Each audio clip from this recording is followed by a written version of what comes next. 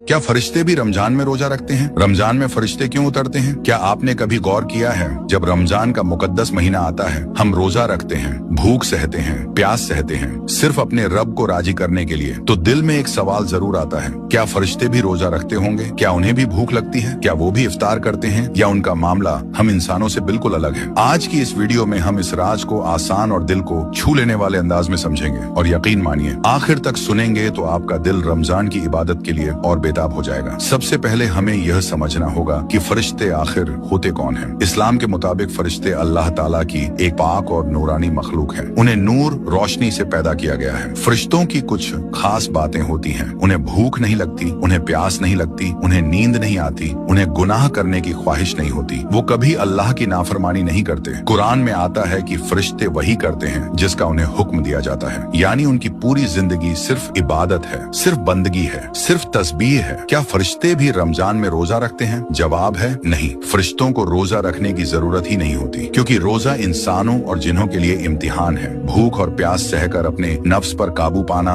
अल्लाह के लिए सब्र करना, यह इंसानों के लिए है। लेकिन फरिश्ते तो वैसे ही हर वक्त इबादत में मशगूल रहते हैं, उन्हें किसी टेस्ट की जरूरत नहीं। लेकिन रमजान में फरिश्ते क्या करते हैं? अब यहाँ सबसे खूबसूरत बात आती है। रमजान में फरिश्ते जमीन पर ज्यादा उतरते हैं। हदीस शरीफ में आता है कि फरिश्ते मस्जिदों में आते हैं, कुरान पढ़ने वालों के पास बैठते हैं, जिक्र करने वालों को घेर लेते हैं, दुआ करने वालों पर आमीन कहते हैं। जरा सोचिए, आप अकेले बैठे कुरान पढ़ रहे हों और आपके आसपास फरिश्ते मौजूद हों, यह कितनी बड़ी सादत है। एक और अजीम खुशखबरी, जब इंसान रोजा रखता है, भूखा प्यासा रहता है, अल्लाह की रजा के लिए सब्र करता है, तो फरिश्ते उसके लिए दुआ करते हैं। मतलब आपका रोजा सिर्फ आपका नहीं, आपके लिए आसमान से रहमतें उतर रही होती हैं। शब-ए कद्र, फरिश्तों की सबसे बड़ी आमद, रमजान की सबसे मुकद्दस रात शब-ए कद्र। कुरान में आता है कि इस रात फरिश्ते उतरते हैं। उलमा बताते हैं कि उस रात इतनी बड़ी तादाद में फरिश्ते उतरते हैं कि जमीन भर जाती है। हर जगह, मस्जिदों में, घरों में, इबादत करने वालों के पास, दुआ करने वालों के पास, यानी जिस इंसान ने उस रात इबादत कर ली, उसकी तकदीर बदल सकती है। फरिश्ते हर जगह नहीं आते, वो खास जगहों पर आते हैं, जहाँ अल्लाह का जिक्र होता है, जहाँ कुरान पढ़ा जाता है, जहाँ नमाज होती है, जहाँ सुकून और पाकीज़गी होती है। लेकिन फरिश्ते उन जगहों से दूर रहते हैं जहाँ गुनाह होते हैं, जहाँ झगड़ा होता है, जहाँ गंदी बातें होती हैं। इसलिए रमजान में हमें अपने घर का माहौल भी बदलना चाहिए। रोजा सिर्फ भूख और प्यास का नाम नहीं, रोजा है